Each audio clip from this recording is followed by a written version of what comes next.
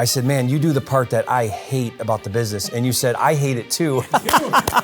Guys, welcome to this video. I'm really excited to sit down and have this podcast interview with David Olds. How are you, man? How are you? Good to finally meet you. Yeah, so we excited bumped into to be each on. other in some circles, and I've known a lot about you. I've seen you present on stage, and we're starting to work together now in my real estate business. You're coming in and helping our teams out quite a bit. And guys, what's exciting about David and his service and his company is, I like to say it like this: you do the part of the business that nobody wants to do or should do. Yeah. And that's transaction coordination. They call it a transaction coordinator or a TC. Yep. If you haven't heard of this, you're gonna learn all about it on this video, because this is the part that is all the behind the scenes things that have to happen. And David, I mean, maybe you know these numbers better than I do, but most of the biggest wholesalers in the country I talk to, or really any wholesaler, there's like this fallout rate. Like you get a deal, maybe you get the buyer, and then somehow you don't make it to the finish line. And there's a baton that gets passed that can get dropped, and your whole deal, all the work, all the marketing, all the time, just out the window because it wasn't handled properly. That's a great way to explain it. That's how I always think about it. When I was that little kid in junior high and we were relay races, we were handing that baton off. But so statistics, I was in a mastermind maybe two weeks ago, and a big the owner of a big CRM company was putting up statistics. And two things: the average assignment fee in the United States last year was a little over $18,000, which was good. I did not know that stat. I thought it was somewhere around there. I've got some amazing statistics I'll share with you. But the other one was that 50% of deals fall apart. 50. I was going to say 30. No, it's much higher. 50%. Guys, did you hear that? 50. So like you get the contract, you're like, I got a deal. Right, everybody rings the bell, we're ringing the gong, everybody is excited, you're excited, your team is, we're ready to order the jet, we're gonna be rich, right? It reminds me, I was a missionary in Argentina back when I was 19 for 2 years. Wow. And it was proselyting, and so selling Jesus is not easy. And people would say, hey, yeah, I'll get baptized. And I remember when I first got there, I was like, man, they said they're gonna get baptized, this is amazing, like look what we're doing. And my, the senior companion that's been around, he's like, just because they said yes doesn't mean when their toes in the water, that's when we'll know it's a deal. So it's a similar idea, right, with wholesaling. It is, right? So the statistics are 50% of those deals won't close. Now, they won't close for a lot of reasons, but I really believe half of those, 25% of all the deals, are closable deals.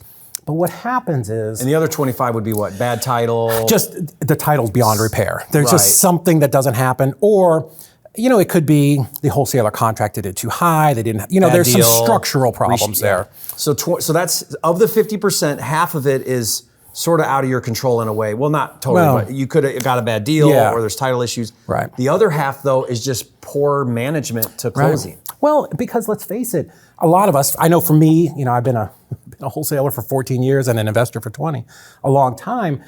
I didn't get into this business to do paperwork, right? I got into it because I was at an event like this and I saw someone on stage, and you can get rich doing real estate, which you can. I've had a better life than I deserve because of wholesaling and real estate. But I didn't get in it to do paperwork and learn what a monument of title is and how to get affidavits and death certificates and obituaries, right? That's not the thing anybody teaches you, and it's not why you get into this business. You get in to talk to sellers and talk to buyers and make money. Do deals, Do deals, It was funny, before we turned the camera on, I said, man, you do the part that I hate about the business. And you said, I hate it too. I do. So I was laughing so hard. So you might be old enough to, you're not as old as me, but you might be able to remember the old Hair Club for Men commercials. Oh yeah. Right? Where the guy would come on at the end and he would say, so not only am I the owner, but I'm a client. Yeah. Well, we built ezREIClosings for me. Like initially it was built around us, and I'm like kind of a pain to deal with, right? So I wanted to make sure it's easy to do because I'm not that smart, right? So I want it to be easy to get in and do all the things that I need to do, that I can get all the information. So yeah, I mean, it was built for us. So explain this to me though, where this breakdown happens, because I've had deals fall apart for the exact reason. If you think about it, you've got a relationship with a seller. Yeah. You've got now a relationship with title and a title closer. Yeah. You've got a cash buyer and all of their nuances. And for a wholesale transaction to kind of come together successfully, all those parties need to kind of be in sync. And that's a very simple transaction. Now let's do what you do, talking to realtors. You got a real estate agent. They're going to screw everything up if you leave them alone. For those people that are advanced in doing novations, now we've got a listing agent, a buying agent, a mortgage broker, a buyer who is not an investor, who's a retail buyer. And we love novations. 40% of our business is novations, but those are the easiest deals to go sideways. If you don't understand, there's a lot of paperwork, more paperwork in a novation, and you've got to make sure the right paperwork is going out to all the right people. Right. So a really good transaction coordinator, the entire basis of the model is, I think it's like 20% the paperwork, because that's all got to get done right. It's got to get submitted. It's cleared through title, recordings, all of that, right? That's all something that nobody likes to do, like including me. But then there's really just this relationship management, because if you just sign with a seller and then go dark till closing, you're in big trouble. Yeah. So again, so ezREIClosings, our company, was built out of how we structured our own internal TC company. And one thing that we realized was, and I see this a lot with investors, we get very excited. We go get Mrs. Smith, we put her under contract, and then what happens? Well, then we're changing hats into dispositions. Yeah. So now I'm going to do my marketing, I'm on investor lift, I'm doing all these different things, and I'm going to go find my buyer. And then 5 weeks later, I come back and say, Mrs. Smith, I'm so happy we're going to close. On Friday, yeah. Yeah, and she's like, who is this? Well, what? and really, are you packed? What? Packed? Yeah, packed. So what happens is, and this is really what happens. A lot of people are like, oh, wholesalers are stealing my deal. I mean, that does happen. There are unscrupulous people out there. But if you signed up Mrs. Smith, you got her to sign a contract, and then you go dark on her for 4 weeks. Well, if she's on your list to call, she's on my list and his list and everybody else's list. And you haven't talked to her for 2 weeks. And I call her, I'm like, hey, Mrs. Smith, I want to buy your house.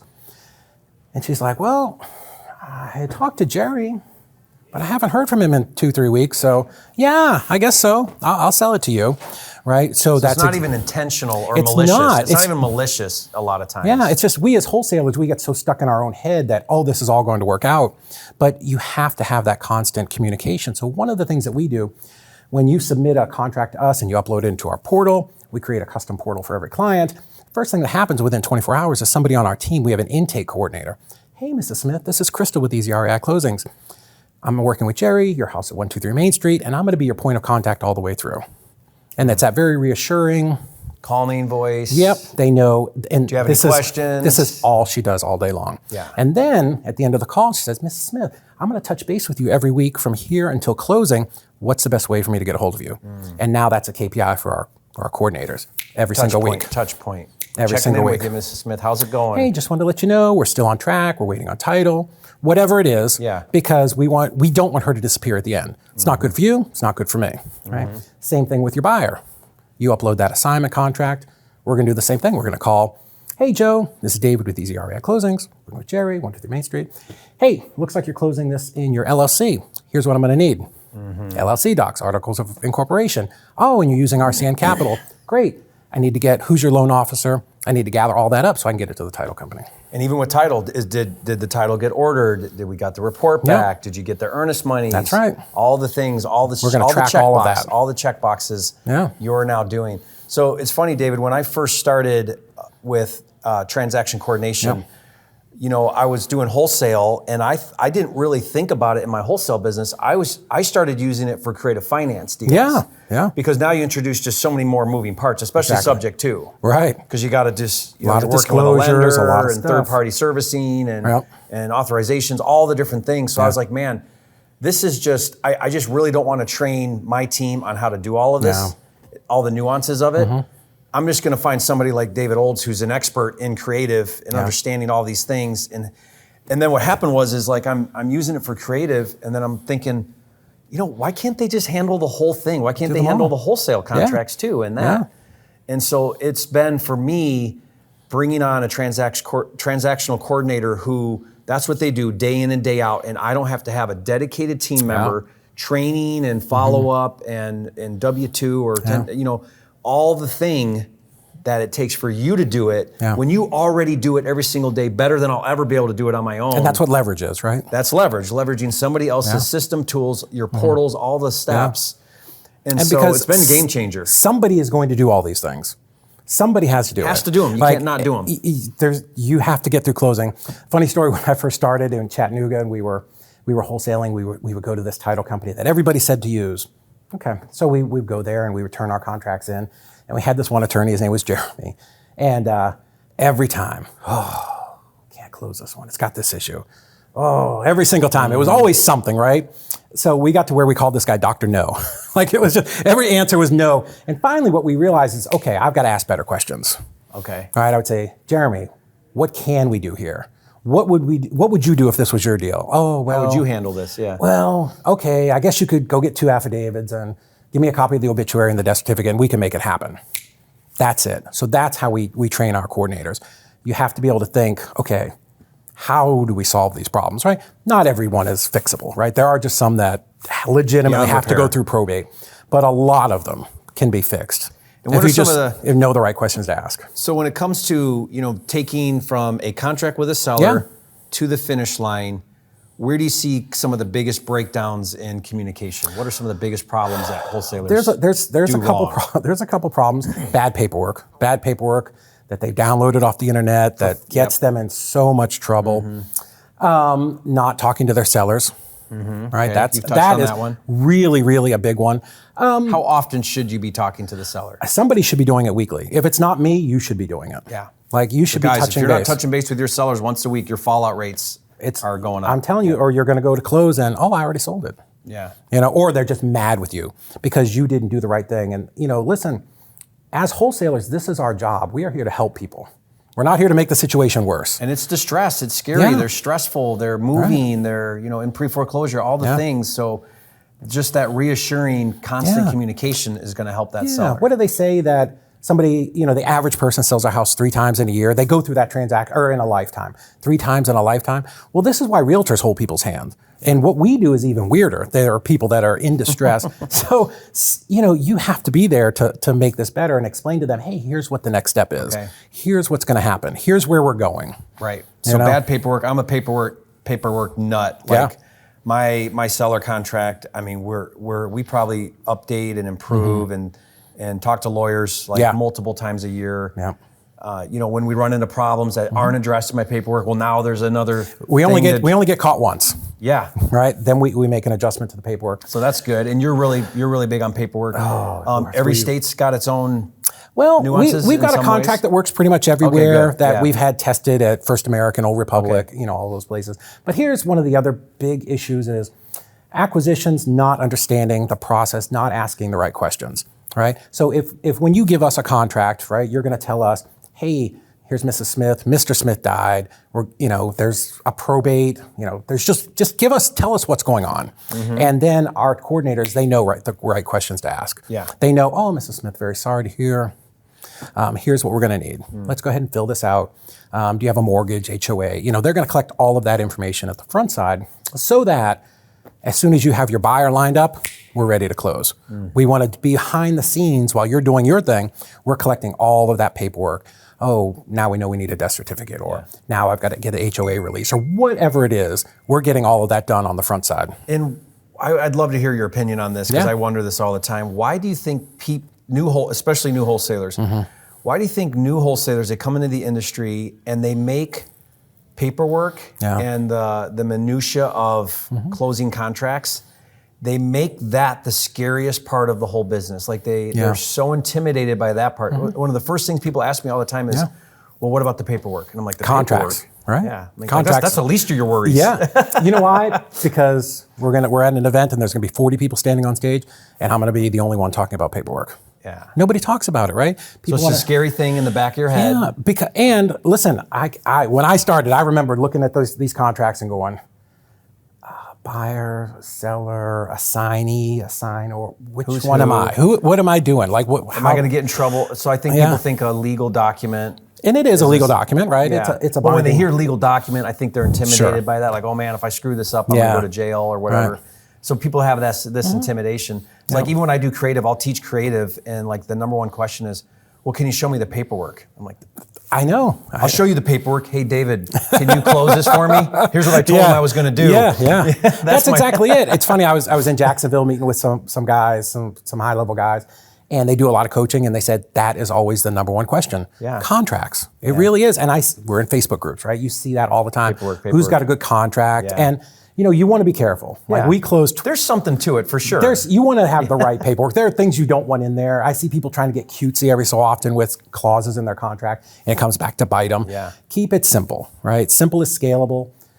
Don't overcomplicate this. This is a simple business that we're just doing. keep everything, like you want to always keep everything in perspective, right? Yeah. So paperwork is certainly a piece of the pie. It's a component of the whole thing.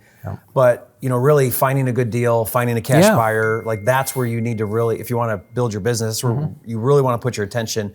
Get the paperwork side handled. So there's a couple cool things about like how this works is you can do it as a per transaction fee, right? So that's typically how we've done it in the past is, okay, so David's company is going to handle that. There's a fee for that. It gets handled at closing. Either I pay it, which I'm happy to pay because now I didn't have to do it and pay people to do it. Or what's really cool is you can even pass that on to your cash buyer. So if you make it a closing fee, it gets submitted to title. Title puts it on the closing statement as a fee to close that the buyer agreed to pay. You even have a clause where you say, it puts your company in there and says the buyer agrees to pay this fee. So it can be a pass-along fee that you don't even pay for. I mean, that is the most genius thing to get all your paperwork done, all your coordination done, seller, buyer, title management, and then your cash buyer paid for it. And then if you're doing over 3, we'll show you how it's a little bit different plan, but we'll show you how you can turn TC into a profit center. Awesome. Like you could start making $1,000 a month doing TC work. That's very pretty cool. And what I love about what you're doing with your company that's a unique model is as you start to grow, to pass a couple contracts a month or whatever I don't know what the volume needs to be, but you'll actually do a subscription plan with people where now, because you're doing volume, you're not even paying per contract anymore. You're getting basically the price drops in half. It drops in half when you can go to more of a monthly subscription. And that allows you to streamline your business probably. It's much better for us, right? It's more predictable. It's better for you.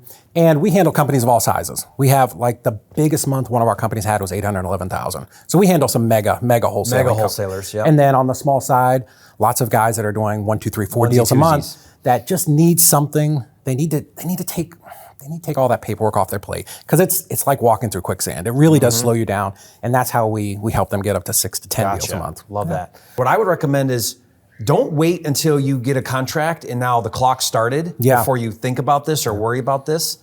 Already get a hold of this company, look at their plans, look at how they can help you. They'll give you some great tips and advice on like once you get that contract, here's the first thing you need to do. Make sure your contract has this in it, all of that so that you're ready when you're on the phones with sellers to really do it right from the beginning. Now, this one-off deal that we don't do that for everybody. So if you go to our website, you are not going to see that. You're only going to see it if you go to this link. Okay. So guys, you're getting something really special here with this then. Yeah, we don't do that David. for everybody. So that's awesome. That's great. So that would mean, guys, what I mean by that is he'll do something out where it's like a per contract basis as you get started. Pay once for the year, you're done. It's a super low number. And we'll give you some free bonuses and all that stuff because we want to always be adding value. Appreciate that. And guys, if you got a lot of value out of this video, be sure to leave a comment. If you have questions, let us know, and we'll make sure that we're helping you move in that direction. It's all about getting momentum in this business. That's the hardest part in the beginning, just building that momentum. And again, thank you for all you do. Thank you for being an industry leader. David, it's great to see you having an impact in this community to make it a better place. I appreciate that. Be more successful. If you haven't, guys, be sure to subscribe to the channel, and we'll see you on the next video.